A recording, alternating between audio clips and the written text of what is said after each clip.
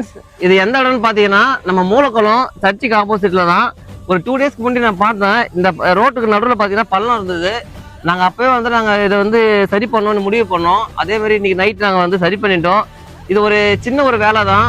இப்போ நாங்கள் பண்ண மாதிரியே நீங்களும் எங்களை இது மாதிரி பார்த்தீங்கன்னாக்கா உங்களால் முடிஞ்சதை பண்ணுங்க. 4 பேருக்கு ஹெல்ப்ஃபுல்லாக இருக்கும். இதே மாதிரி நாங்கள் வந்து தொடர்ந்து பண்ண போகிறோம். தொடர்ந்து சப்போர்ட் பண்ணுங்க.